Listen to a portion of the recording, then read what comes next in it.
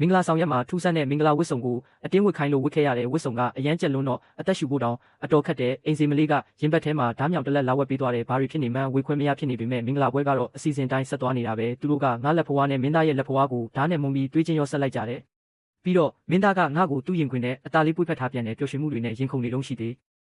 သူကငါ့ကို6ကန်းပါးပေါ်ကနေရုတ်တရက်တွန်းချလိုက်ပါလေရောဘာတွေလဲဟာကန်ကောင်းကျင်တော့6အောက်ခြေကတကိုင်းတွေပေါ်ပြုတ်ကျလို့အရှိန်လျှော့သွားပြီးအသက်ဘေးကလွတ်ခဲ့တယ်စိတ်မကောင်းဖြစ်တာရောကြောက်တာရောပေါင်းပြီးဒေါသတကြီးနဲ့အော်ဟစ်ငိုယိုမိတယ်ငါတန်ကြောင့်ငကားကြီးတကောင်နိုးလာလိမ့်မယ်လို့ဘလို့မှမထင်ထားခဲ့ဘူးငကားကြီးကပါဇက်ကနေမိတောက်ကြီးကြီးတွေမှုတ်ထုတ်တော့တာပဲတက်နိုင်သမျှတွတ်ပြေးပြီးကြောက်ဆောင်အကွဲချောင်းနဲ့တိုးဝင်ပုံခဲ့ရပေမဲ့မိတောက်ကခြေတလုံးတွေကိုအပူလောင်သွားစေခဲ့တယ်အဲ့ဒီအချိန်မှာရင်ဘတ်ထဲဝက်ထားတဲ့ဓားမြောင်ကိုတတိယသွားပြီးကာဝင်ကိုအဆအဆမွာမွာဖြတ်ပြီးခြေထောက်ကဒဏ်ရာကိုအမြန်စီးလိုက်ရတယ်ချက်ချင်းဆိုသလိုပဲရှေ့နားမှာအလင်းရောင်မိန်မိန်လေးမြင်လိုက်ရတယ်ကြည့်လိုက်တော့လင်းထိန်နေတဲ့ပိုးကောင်လေးတွေဖြစ်နေတာထွက်ပေါက်အမြန်ရှာလို့ရအောင်အလင်းရောင်ရဖို့အဲ့ဒီပိုးကောင်တွေကိုအင်ဂျီလက်ထဲစုထည့်လိုက်တယ်အလင်းရောင်ရတော့မှပဲမကြခင်မှာရေကန်တစ်ခုတွေးတော့တဲ့အငမ်းမရငုံတောက်လိုက်ပေမဲ့ရေမော်ပင်တွေရဲ့ညှိစော်နံတဲ့အရာသာကလက်ချောင်းနဲ့ပြစ်တက်လာတယ်မျောလင်းချက်တွေကုံဆုံးမှုနီးပါးဖြစ်နေချိန်မှာပဲခေါင်းပေါ်မှာအကြောင်းလိုက်နေတဲ့ရေခဲကြောက်တုံးကြီးတစ်ခုတွဲလောင်းကျနေတာတွေ့လိုက်ရတယ်ကြလာတဲ့ရေစက်တွေကိုခံတောက်ဖို့အောက်မှာအမြန်သွားရက်လိုက်တယ်ဒါပေမဲ့ရေခဲကြောက်တုံးကပိုပြီးမြင်းမြန်းကြီးပျော်လာတယ်အဲ့ဒီအချိန်မှာပဲငကားကြီးကကောင်းကင်ကနေဝုန်းကနေပြုတ်ကျလာပြန်တယ်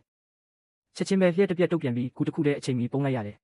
ဂူနရံတစ်ခုလုံးမှာစာရီရေးထားတာတတိထားမိတယ်ဒါတွေကငါလိုပဲဒီနေရာကိုထွက်ပြေးလွတ်မြောက်လာတဲ့တခြားမိန်းကလေးတွေခြံထားခဲ့တဲ့စာရီလားရုတ်တရက်တကူလုံးဆူဆူရှာရှာနာကျင်သွားရတယ်လင်းထိန်နေတဲ့ပိုးကောင်ကောင်ကငါတန်ရာကိုကိုက်ခဲနေလို့ပဲနာကျင်မှုကိုအန်ကျိတ်ခံပြီးဖဲထုတ်လိုက်တဲ့အခါအံ့ဩစရာကောင်းတာကပိုးကောင်ရဲ့အကြည့်ချွဲတွေကဒဏ်ရာကိုချက်ချင်းတက်တာသွားစေတယ်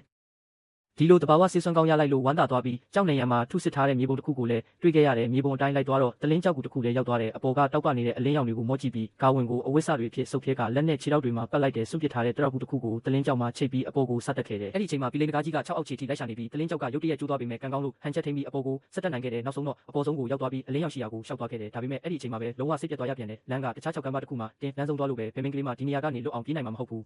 ချက်ချင်းပဲတယောက်ကငါနာမည်ကိုလှမ်းခေါ်တာကြားလိုက်ရတယ်ဒါငါညီမလေးပဲသူတို့ကညီမလေးကိုပါရပူစော်ဖို့ခေါ်လာကြတာလားငါချက်ချင်းပဲလာခဲ့တဲ့လမ်းတိုင်းနောက်ကျောင်းပြန်ပြေးခဲ့တဲ့လမ်းမှာတခြားမိန်းကလေးတွေခြံထားခဲ့တဲ့လက်နက်တွေကိုကောက်စပင်ရှည်တွေကိုဖြတ်ပြီးကျိုးဖြစ်ချစ်ကထောင်ချောက်တွေဆင်လိုက်တယ်ပြန်ရောက်တော့ငကားကြီးကညီမလေးကိုသူ့လက်သေးတွေနဲ့ကုတ်ဆွဲထားပြီးငကားကြီးလွတ်ထွက်သွားအောင်ထောင်ချောက်တွေကိုဖွင့်ချလိုက်တဲ့ညီမလေးကိုကြိုးပိုးပြီးခက်သွက်ထွက်ပြေးခဲ့ပေမဲ့မကြခင်မှာပဲငကားကြီးကနောက်ကနေလိုက်မိလာပြန်တယ်အဲ့ဒီအချိန်မှာလေးနဲ့တဲတွေရဲ့လာရာကိုပြောင်းလဲပေးနိုင်တဲ့ကြောက်တိုင်တစ်ခုကိုလှမ်းမြင်လိုက်ရတယ်ငကားကြီးကိုအဲ့ဒီကြောက်တိုင်စီဦးတီခေါ်သွားပြီးဒေါသထွက်အောင်စက်တိုက်ဆော့ပေးခဲ့တယ်သူကမိမုတ်ထုတ်လိုက်ပေမဲ့အဲ့ဒီမိကသူ့စီပဲပြန်လဲရိုက်ခတ်သွားခဲ့တယ်ငကားကြီးကပြင်းပြင်းထန်ထန်ဒဏ်ရာရပြီးမြေပေါ်လဲကျသွားပေမဲ့ငါ့ကိုလောင်ရဲပြီးငါ့သွေးတွေကဘရင်ကြီးငါ့အဖေရဲ့သွေးလိုပဲယွန်စရာကောင်းတဲ့အနံ့ဆိုးထွက်နေတယ်လို့ပြောတယ်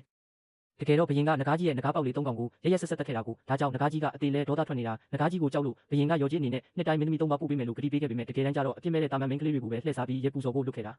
ငါလဲဓာလီထားတဲ့လက်ဖွားကိုငကားကြီးစီကမ်းပေးလိုက်ပြီးငါဟာဘရင်သမီးမဟုတ်ဘူးဆိုတာပြောပြလိုက်တယ်